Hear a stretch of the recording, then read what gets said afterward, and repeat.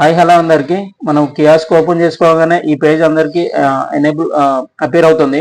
So ఇక్కడ మనం చేయాల్సింది ఏం లేదు. So kiosk bank application migrated అయిందని పాత యూఆర్ఎల్ నుంచి కొత్త యూఆర్ఎల్ కి మైగ్రేటెడ్ అయిందని చెప్పేసి చూపిస్తున్నాడు.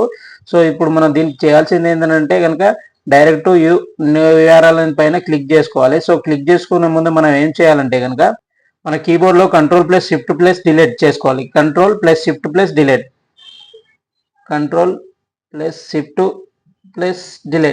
డిలీట్ చేసుకోగానే మనకి ఇక్కడ ఈ పాపప్ అనేది అవుతుంది.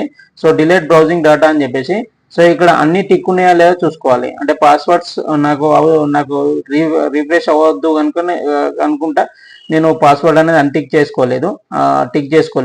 సో ఇక్కడ అన్ని టిక్ ఉన్నాయా లేదా చూసుకున్న తర్వాత ఇక్కడ క్లియర్ నవ్ చేసుకోవాలి.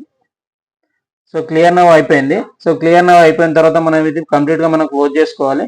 క్లోజ్ చేసుకున్న తర్వాత మళ్ళీ ఈ అప్లికేషన్ చూపిస్తుంది కదా.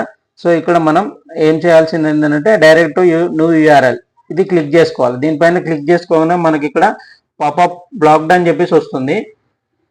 సో పాపప్ బ్లాక్డ్ అని వచ్చి రాగానే ఏం చేయాలంటే ఇక్కడ సింబల్ పైన క్లిక్ చేసుకోవాలి. సింబల్ పైన క్లిక్ చేసుకోగానే మనకి ఇక్కడ కంటిన్యూ బ్లాకింగ్ పైన టిక్ ఉంటుంది కాబట్టి సో ఇప్పుడు మనము ఆల్వేస్ అలౌ పాపప్స్ అని చెప్పేసి దానిపైన టిక్ చేసుకొని డన్ చేసుకోవాలి.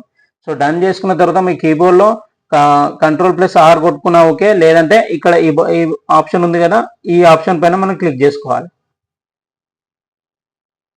సో ఆప్షన్ పైన క్లిక్ చేసుకోగా మనకు అప్లికేషన్ అనేది ఓపెన్ అవుతుంది. సో ఇది ప్రాసెస్.